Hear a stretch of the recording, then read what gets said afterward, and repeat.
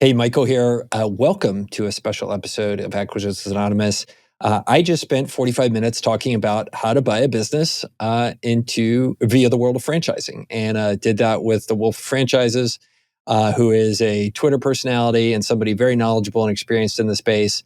We had a ton of fun. Went a lot of cool places, confirmed some of my priors about franchising, and also corrected some of my misconceptions. So I think you'll enjoy this one. And really, for a lot of our audience, you guys are folks that are considering buying businesses. There is this amazing opportunity around franchising, and I think it doesn't get talked about enough. So grateful to the Wolf joining us today, and we had a ton of fun. Here is the episode. This episode is sponsored by the Holdco Conference. This is a conference exclusively focused on holding company entrepreneurs and their executives. It is where holding companies meet, learn, and scale and grow. From tech to home services, Holdco entrepreneurs from around the globe will be meeting in Cleveland this September 18th to the 20th, 2023. And it will be there in Cleveland, Ohio, which has me super excited. Also, because I will be one of the speakers and attendees of the conference as well. So I encourage you to check out their website and consider joining us there. The website is holdcoconf.com. That's HOLDCOCONF.com, and get more details there and sign up to join us. See you soon. Good morning, Wolf. How are you? I'm doing good, Michael. How are you? Good. Well, you're a podcast pro, so you asked me if it was going to be weird because we have your video turned off because you're the Wolf. If it was going to be weird, and truth for the audience, I actually have learned that I talk better when I look at my own face and not at who I'm talking to. So it's not weird at all that your video's turned off for me. It actually totally helps with wherever I am on the spectrum. Yeah. It's funny. I actually, I was talking to the CEO of a franchise earlier this week. He prefers in-person interaction so much more than like Zoom and camera calls. He actually covers the whole camera thing and just talks at like a blank tab effectively. And that's what he does. So whatever floats your boat, I guess. Yeah, well, it is what it is. So everybody's got their style. Well, cool, man. Well, thanks for doing this. I think franchising and the space that you play in is really interesting as a corner of business ownership and buying. And I'm super grateful to dig into it with you for the next kind of half hour or so and go from there. So love to get started with just you talking about who you are and what you do. And I know we're keeping you anonymous, which is super fun because it makes me feel like a CIA agent. But anyway, maybe give our audience a 1-minute intro on who you are, what you do. And, like me, you create a lot of content. So excited to introduce you to our audience. Yeah, definitely. Well, first off, thanks for having me on the show, Girdley. Big fan of your Twitter account. I've been following you for multiple years now, so I'm glad we got to do this. And for folks who don't know me, I am the Wolf of Franchises. I've been in the franchise industry for close to 7 years now. Used to work for a multi-unit owner group as my first job out of college. Then from there, transitioned to a franchise investment firm. But it was kind of this hybrid company that we'd invest in franchises at an early stage. And then we became the team that would help grow them, find future franchisees for them, and bring them through that due diligence process. And really through all this work, I learned two things. One, there's a lack of transparency in the industry. So that was a big goal of my content, was to kind of share the transparent financials behind the franchises, because there is documentation out there that is public facing that you can find and use to help inform your due diligence. And then secondly, I also just met a ton of massive multi-unit franchise owners, and I saw this playbook of people buying a new franchise, growing the number of locations they own, and then either just living off the cash flow or selling those locations. And, I was on Twitter during COVID. I saw a lot of entrepreneur talk. I didn't see anyone talking about franchises, but every day I'm on the phone with a new big time franchise owner for my day job. And I'm like, this is actually cooler than most people give it credit for. And so started making content about it. And, here we are. Now I'm on your podcast talking about it. So, and this is one of the things that's been so interesting to me. I think people in the United States have bemoaned kind of the decline of the corner drugstore, right? Or the small business owner that was, like the Main Street kind of small business owner that you expected, right? The local cafe or whatever, the independent stuff. And to me, like, I think that's a wrong perception, because now you look at all these brands that are out there, everything from McDonald's to Orange Theory, each one of those is actually run by an independent entrepreneur. It's like entrepreneurship just shifted to this franchise model that has a lot of things that we love as Americans, right? It's consistency of quality, it's consistency of brand, like better overall service. Like McDonald's is definitely better overall product, than say your corner cafe, which could be hit or miss. Like you never knew. So, how do you think about like, the transition of entrepreneurship, like in America that way? And maybe this is a terrible first question, but it's the thing I always think about with franchising and why I think franchising is so beautiful. No, it's a totally fair question. And look, I get it. For especially, I think when people say that, when they kind of bemoan, like you said, the decline or death of the local corner store or cafe, like it's more from the consumer perspective, and I get it, right? The feel of a mom and pop, where it's a local owner, it's their brand, it's their feel. They know you by name. It's nice as a consumer to be a part of that and like kind of have your spot that's only unique to your town and your community. Whereas a franchise, right? It's rinse and repeat. There's an Orange Theory here in Austin. I'm sure there's one in San Antonio where you are, and I'm sure where every listener, who's hearing this right now, there's probably an Orange Theory in their town as well. So maybe that uniqueness and community feel is lost from the customer standpoint, but from the entrepreneurial standpoint, I think you're dead on. I mean, to me, it's always just franchise owners or small business owners who basically just chose a different path, and everyone has the same choice. You can start your own brand from scratch, where you got to build your own website, figure out all the processes and support systems on your own, or you can look to franchises where, regardless of the industry, I can pretty much guarantee you there's a franchise doing that type of business that you're interested in. And, instead of, again, having to start it from scratch, you have a bit of a head start, a playbook and a process to follow from day one. So that's kind of the way I view it. And I do think from the entrepreneurial perspective, it is a really fantastic option. Yeah. So let's say I'm somebody that wants to become entrepreneurial, like, and I see on Twitter, like there are a ton of people grinding their life out trying to find businesses to buy.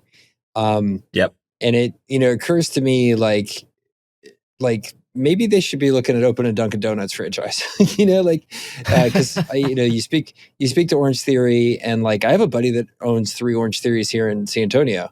Like he takes home easily multiple 7 figures a year. Like they kill it. Yeah. Like their return on invested capital is like 75%. And now it's getting more and more expensive to build those things out, and the franchise fees are huge because they won. But like, It's still like it blows my mind. So, as you think about somebody who wants to become entrepreneurial or wants to buy a business, like when should you be somebody who's looking to go buy an established business, or when should you be somebody who's like going to go get into the franchise game? How do you think about, like, is there a rubric to kind of self-analyze and say, oh, I should go one path versus the other?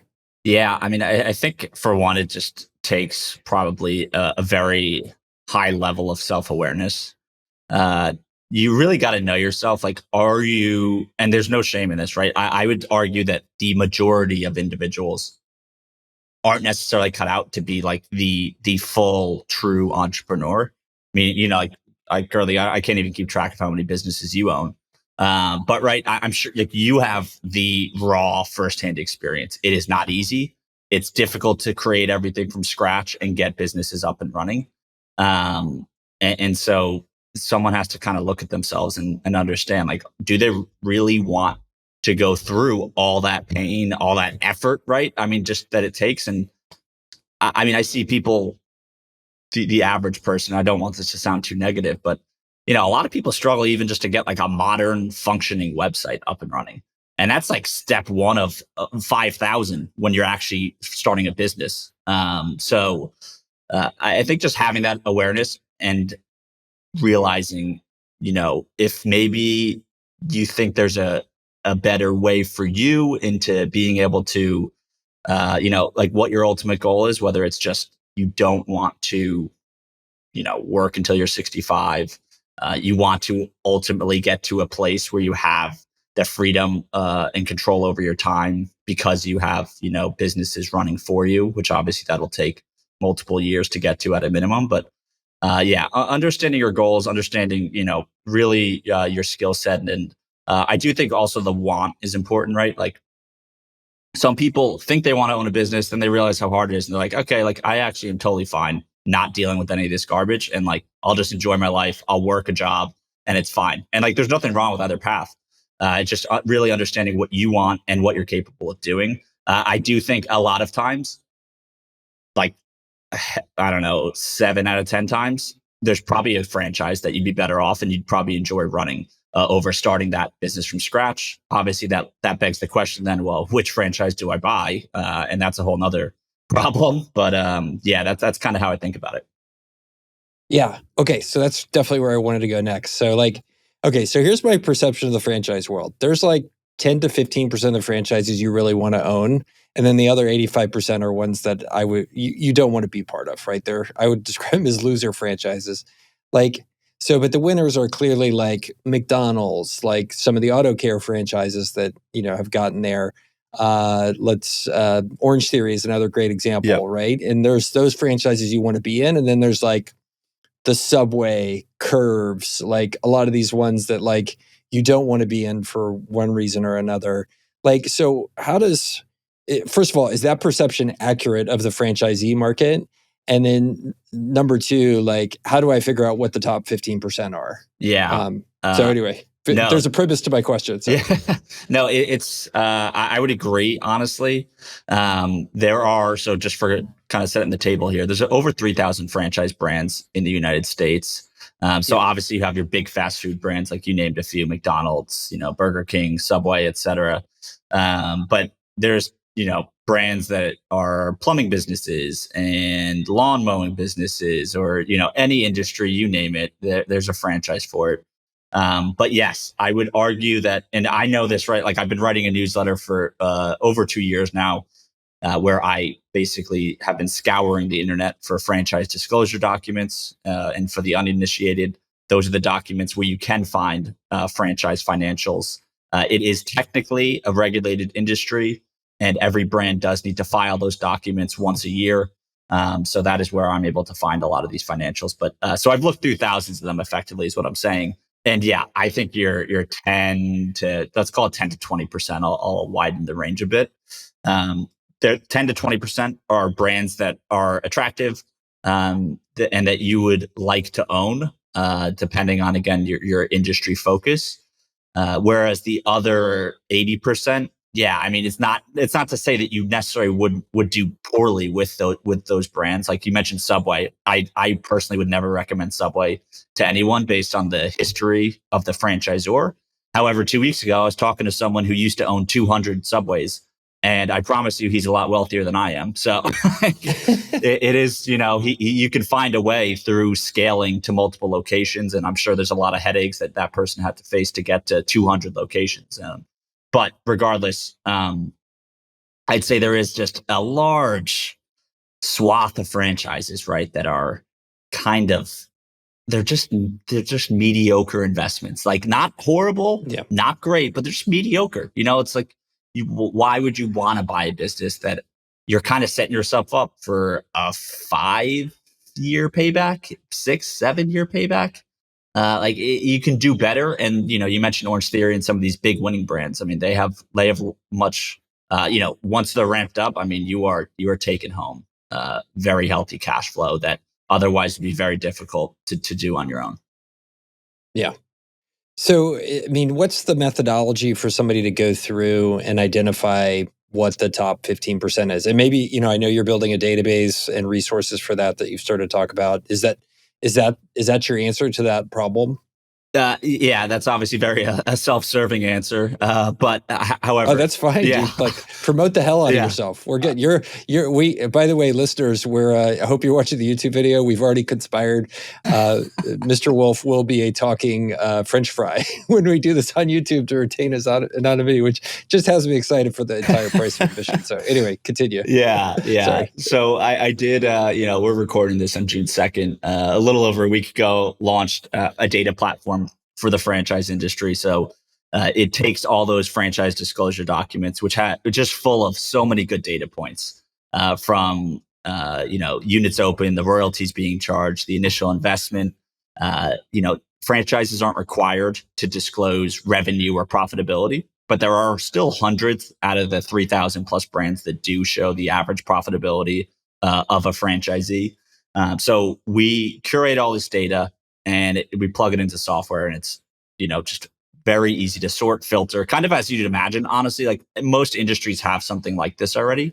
Franchising, we're trying to catch up with the times here, and that's my goal, is to try to bring us kind of into the 21st century. But I genuinely mean this. I don't know of a better place to research franchises, and that is why I built it. Because I mean, I'm sure you get a ton of DMs on Twitter, Girdley, but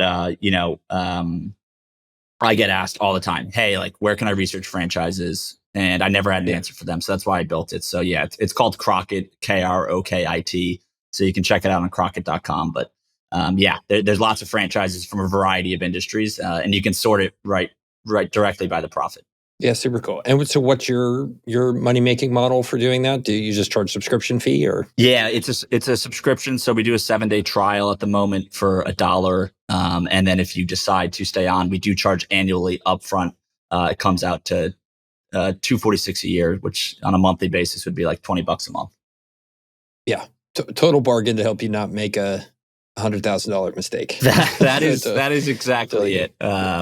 It's it's shocking how the lack of due diligence that's just been done.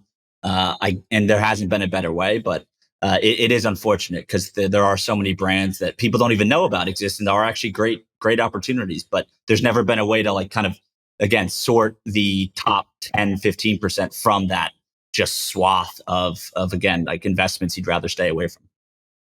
Yeah. And so there's these other people that play in in this franchise sales space.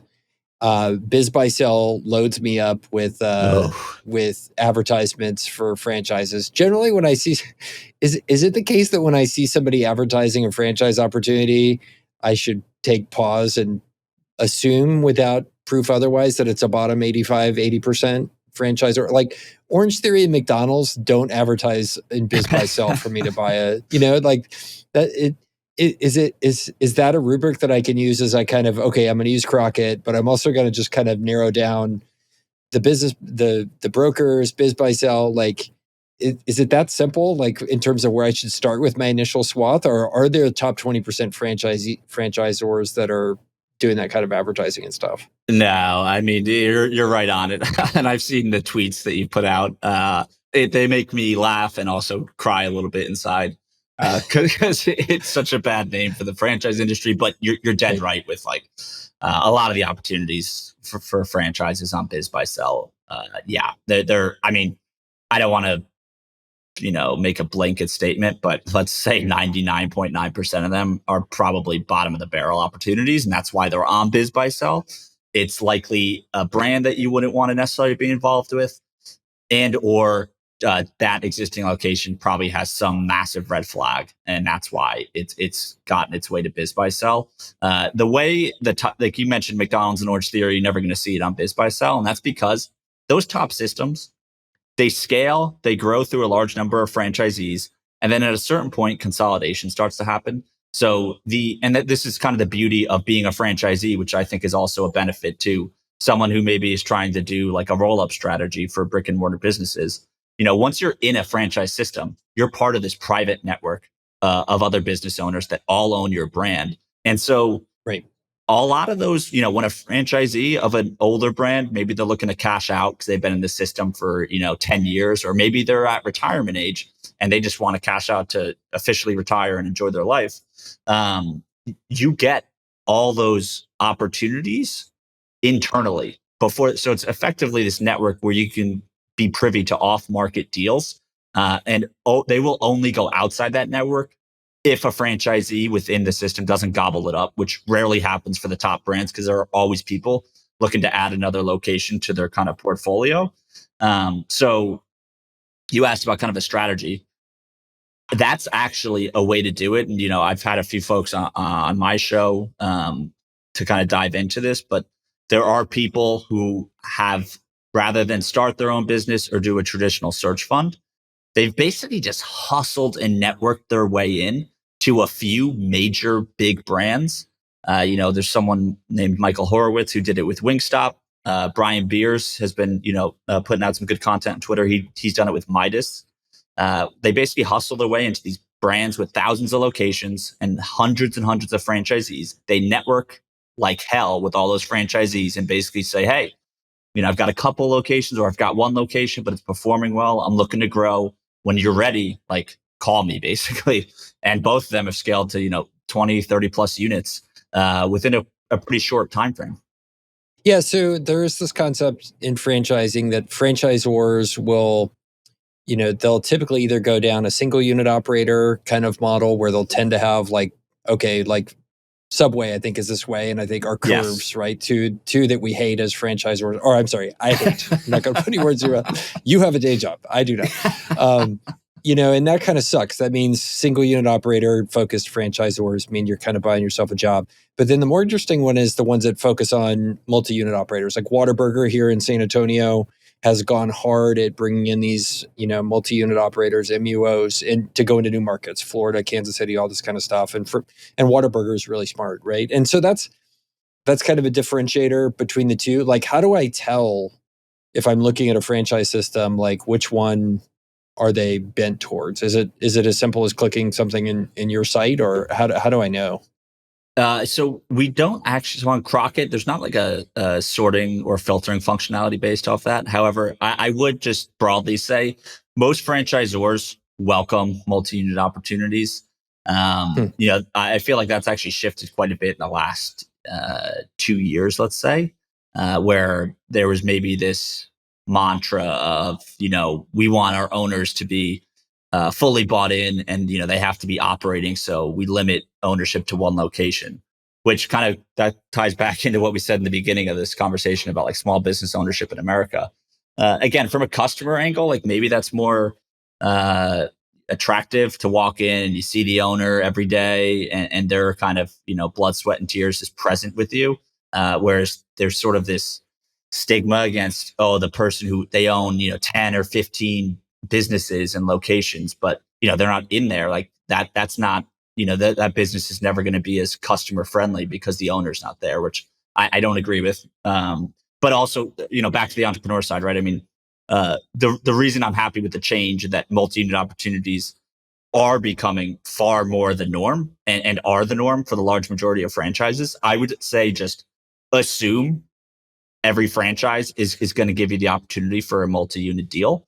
Especially an emerging brand where they're looking to grow and they kind of need to have this narrative of growth so that every time they're on the phone with a new prospect, they can say, hey, yeah, like last month, we just brought in X number of franchisees into the system. As soon as that slows down, it's almost like self-fulfilling prophecy where you might scare off all your new prospects because they're going to say, whoa, hold up, you haven't sold a deal in, 9 months? Like there must be a reason for that is kind of their thought process. So it's a weird game of growth. Everyone jumps into franchising or a lot of people do and say, oh, like, you're a new brand. You only have 20 locations. Why would I buy this? There's no brand recognition. So there's just you're kind of always fighting that as a new brand. And the reality is, right, every single location, even McDonald's, started at one. So the brand recognition comes in time. But, before then, right, for the entrepreneur, it is critical, I think. You're never going to get rich with just one location of any franchise outside of maybe a Chick-fil-A. But of course, Chick-fil-A has their own kind of unique model that they work with their operators on. So we won't get into that. But it is a benefit for the entrepreneur to be able to own multiple locations, because for me, that's really the only way within franchising to truly like earn life-changing income. is through multi-unit ownership, never just a single Right. location. Chick-fil-A is super interesting. I mean, if you look underneath how their franchise deal works, it could be very lucrative, but it's basically indentured servitude, right? Like you can't become a multi-unit operator. Like you're going to have to work hard and you make a lot of money for it. And like that's a great model. Like if that's what you want to do, like no more power to them. But calling it like a real franchise to me is like I see why they're billionaires. Let me just put it that way. Yeah, no, it's you don't have equity, you don't have skin in the game, you can't sell anything.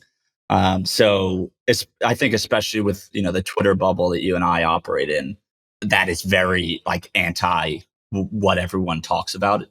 Building Right. wealth for yourself and building equity. So I get it. I personally wouldn't want that, obviously, but I do. I try to zoom out on that because anytime I've ever tweeted about Chick-fil-A, it's you can't, you don't own any equity. It's actually a horrible deal for the operators. But when you zoom out and you look at most of America and how much the average household makes, it is an incredible financial opportunity for many people to have the privilege to own a Chick-fil-A and earn well into six figures per year from it. And oftentimes, 100%. the resumes that you'd see from the operators are probably people who they couldn't command a $350K salary from some corporate job. So, so I think as a whole, it's a net positive for the entrepreneurs who are operating Chick-fil-A's. And they actually have opened it up to, if you're in the system for a certain amount of time, you can expand to 2 and sometimes even 3 locations, which at that point, you're pulling in 7 figures a year for sure. But yeah, and anyway, I totally hear you. It's not let's just say it's definitely not a traditional franchise. Look, I'm not knocking it at all. I think that's great. And it's easy, exactly what you say. It's easy to live in your bubble. And look, I'm in a bubble for sure with all my friends and people I talk to. Like, it's easy to forget, like in the city I live, like the median income is under $50,000 a year. Like it's a different world out there. And I think it's easy to forget that, it's easy to stay in your bubble for sure. 100% of privilege. So, and not going to knock it. Like it's life-changing for people for sure. So I want to talk about this idea of timing when you're picking a franchise chain. It seems like there's windows in which you want to get in and windows in which you have leverage as a franchisee, and then windows where you have no leverage whatsoever. So here, an example is my buddy who opened up 3 Orange Theories over 5 years. And he told me the process he went through because he came in relatively late. Like he had to beg to get those Orange Theories. Now, he's got a great life now. He makes $1.5 million a year. Doesn't really work. But like he got in a little late. And then I heard about another guy who is a friend of a friend who Orange Theory was just trying to get started. And they came to him and said, "Hey, we're desperate to like open up in the state of Texas. Will you work with us?" And he said no, because it was an unproven franchise model.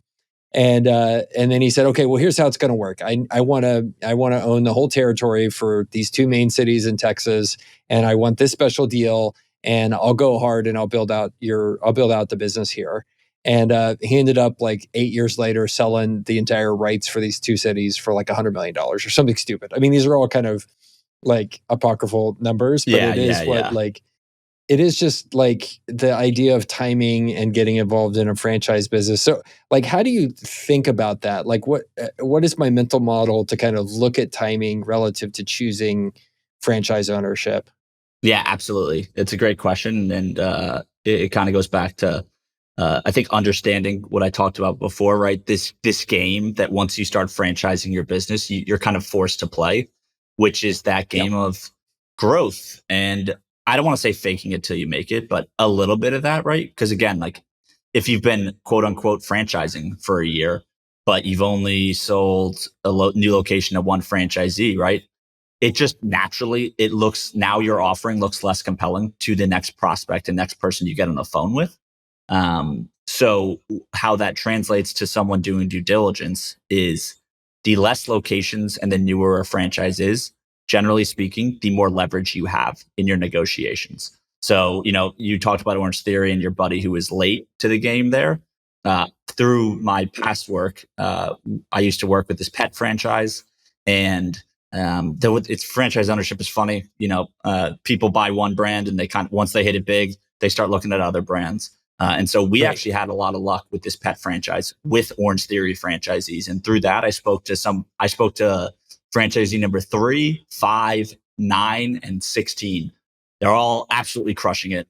But they were all able to, because they were so early to the system, they negotiated large territories where they said, yeah, I want this county and this county, which gave them the opportunity to over time build, 15, 16 plus locations. And typically, if you were to say buy into a franchise and negotiate for that amount of a territory, you'd have to pay the franchise fee for every location up front. However, so that's, $40,000, $50,000 times, 10, 15, 20 locations. A lot of money. Most people can't write a check that big. But if you're new to a system, a lot of times it's basically just a negotiating game with you and the franchisor, and they'll say, hey, sure, we'll give you that territory. You have to, stick to this development schedule and build them to a specific timeline, but you pay effectively a franchise fee at a time. So you do get a much better deal. And assuming you pick a winning brand, that is a massive kind of win for you as a buyer. So Orange Theory, I mean, it is tough. I don't want to paint the picture that everyone should just be looking for like the next Orange Theory, because that's a bit like, picking the stock market and trying to, figure out the next one that's about to go gangbusters. But overall, I'd say number of locations, number of years franchising, and generally speaking, this 100 location mark seems to be a good benchmark. Once a brand is getting close to there or past there, you can expect that things are going to get tougher. And that's not 100 locations sold. That's 100 locations open and operating, which is a pretty, that's a big difference as far as the proof of concept that a franchisor can leverage. Okay. All right. So we're running out of time, but I'd like to give you a challenge. And okay, let's role play a little bit. Imagine I am a 29-year-old guy, which basically looked the same as what you see here, except I had hair back then and I didn't need to wear glasses yet. Sure. In other words, the wheels were not falling off. But okay, so imagine I'm a 29-year-old person, and male or female, and I have let's say $100,000 in net worth that I've saved from a couple jobs. And my goal is, by the time I'm 45, is to retire a centimillionaire, like $100 million net worth in 15 to 18 years. How can, I hear stories of people doing this as franchisees. How do I do that? So what would be the steps? And maybe it's unrealistic, but how do I make that happen? Yeah. Wow. Loaded question there, Girdley. But let's go through the playbook to become, a 100 millionaire. But no, look, I would say one, self-plug again, go to Crockett.com and start researching franchises. However, more seriously, you got to pick a brand. If you have the financials to self-fund it, or maybe through your network, if you have that ability through friends and family to get going, and buy your first franchise. But from there, right, things get easier where you can parlay profits of one into investing in another. Once you have 2 locations, if it's a brand regionally, or even if you just have 2 locations and you develop a relationship with a regional banker, you can start funding new locations via loans. There are brands that work with, say, like a Live Oak Bank. And for folks who don't know, Live Oak Bank, biggest SBA lender in the country. So there is a chance that depending on a franchise, depending on how many locations they have open, you could already acquire. I have heard, again, this isn't the norm, so I don't want to kind of paint this rosy picture, because this is not how it always works. But there are stories of people, you can just like acquiring a small business, you can get up to 90% funded for a de novo build of a franchise.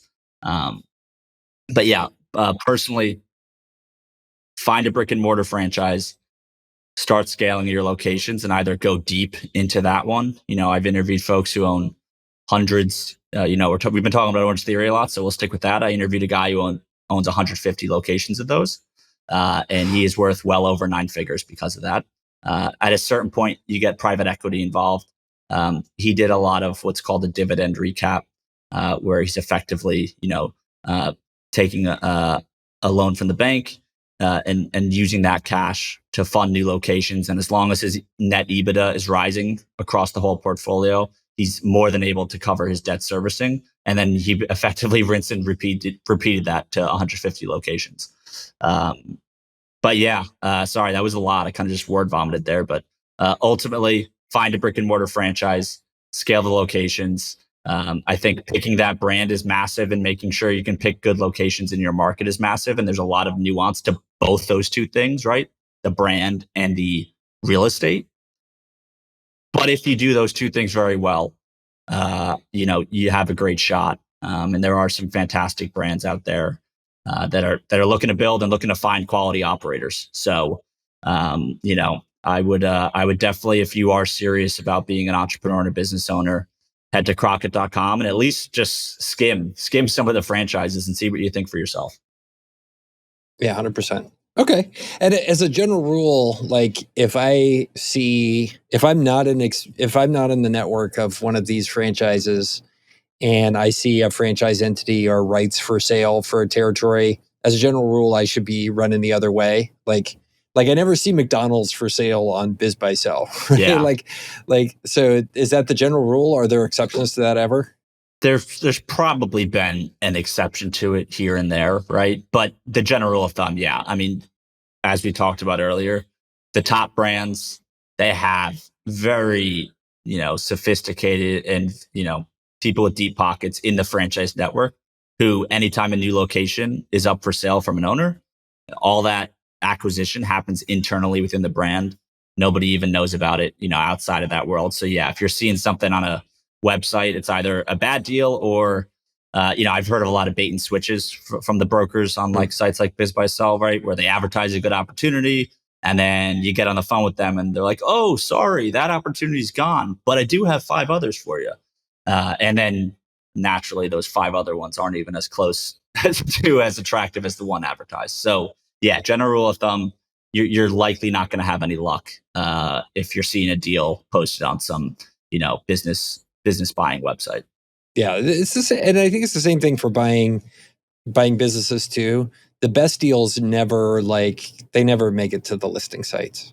Like the key thing is, how do you figure out how to arrange yourself to be in those places? Like I'm working on a deal now to do an acquisition. There's no way that deal is not going to show up on like a listing site, because the seller knows, like he knows the 6 people who are going to pay him and value the most for the deal, and he called all of us. And that was it. That was the whole deal. And we had just had to figure out how to be one of those 6. Beautiful. So, yeah. Anyway. Yeah. No, it's that's the game. Yeah, we'll see if it actually closes. So that's what it is. We're running short on time here. How can our listeners follow along? I mean, you're a full-time creator, man. So like, kudos to you. How can we follow along on your journey and be supportive of that? Yeah, no, I appreciate it. I'm most active on Twitter for sure, at Franchise Wolf. I do have a website, wolfoffranchises.com.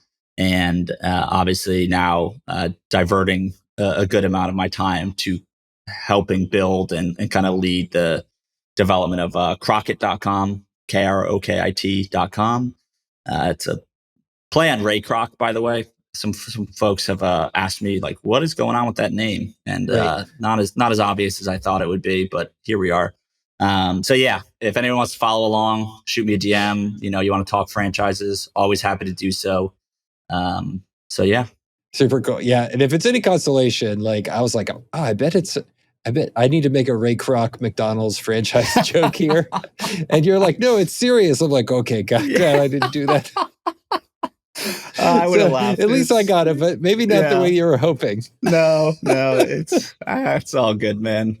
That's funny. Yeah. Hey, we didn't talk about Chili's, which I'm disappointed about, but maybe I'll come back on in a few years and we can chat. Well, Brinker's franchising.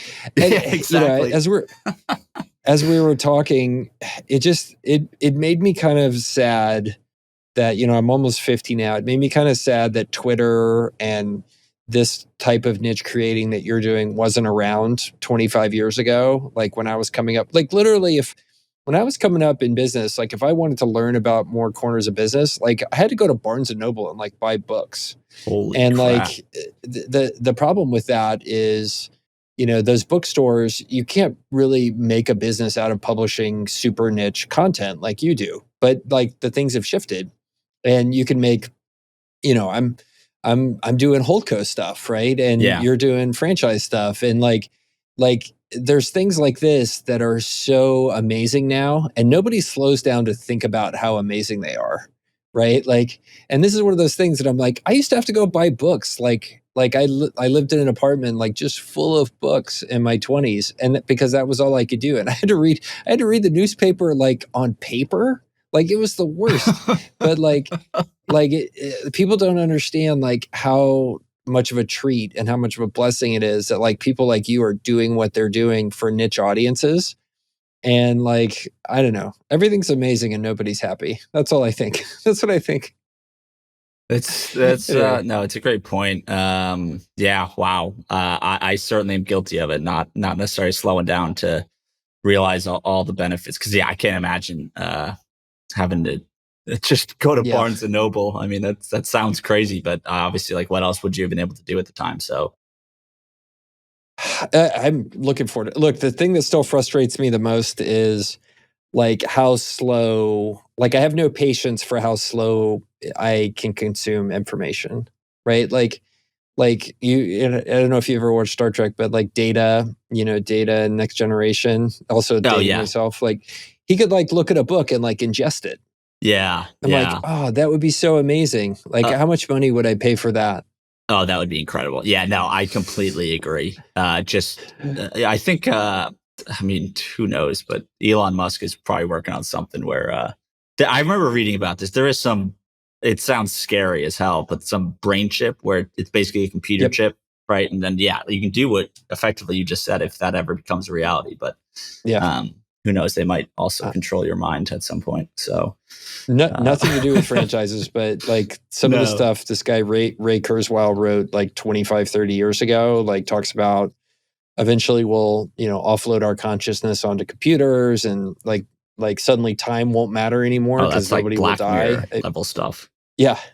Well, I mean, it's interesting. We're totally not talking about franchises anymore, but it's interesting if you think about how much life is the way it is because humans die.